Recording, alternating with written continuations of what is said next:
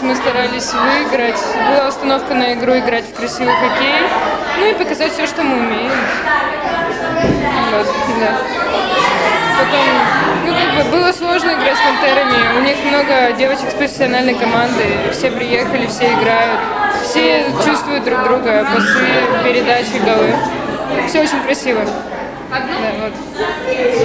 Удалось поиграть в удовольствие хоть немножко сейчас вот в этой игре? Да, удалось. Нам была задача играть в красивый хоккей и играть в свое удовольствие. Ну, мы играли так, как могли. Показали красивый хоккей, поиграли в удовольствие. Все-таки последняя игра, как-никак. Надо было что-то делать, показывать что-то. Сегодня в первой игре с Рубином вам совсем чуть-чуть не хватило, выиграли, но по разнице шайб не прошли дальше. Сильно расстроились? Насколько это досадно вообще? Да, это очень обидно. У нас все девочки ходили в смятении, потому что все хотели финал. Мы старались, мы бились, мы между промежутком, между первым и вторым туром мы тренировались упорно, у нас по 3 тренировки в день. Мы накатывали все время, но, к сожалению, немного не хватило, не получилось. Вообще, если подводить итоги этого этапа, сколько прибавили по сравнению с предыдущим?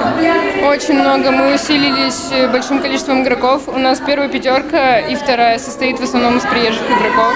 Поэтому относительно мы могли выиграть и в первом туре, просто чуть-чуть тоже не хватало. Все-таки усиление помогло.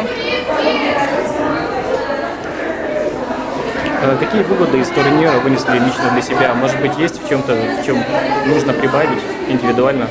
Да, конечно, есть. Я смотрю на игры других защитников и все-таки стараюсь перенимать что-то от них, как-то показывать себя, чтобы там, например, от меня что-нибудь переменить. Ну, естественно, буду тренироваться, буду стараться дальше. Форма у вас яркая, вот сейчас, которые играли, оранжевая. Наверное, помогает разглядеть соперницу, партнершу на льду легче. Ну, я не знаю, на самом деле мне больше нравится белая форма, она красиво выглядит, праздничная, можно так сказать. Ну, красная форма, ну да, она очень красивая, в общем-то. Это все, ничего особенного в ней нету. Родители следили за вашим выступлением? Наверное, сообщения сейчас присылают, спрашивают, как сыграли? Да, конечно. Папа постоянно болеет, постоянно спрашивает, переживает, волнуется. Мама не понимает хоккей, но она тоже постоянно болеет, тоже переживает.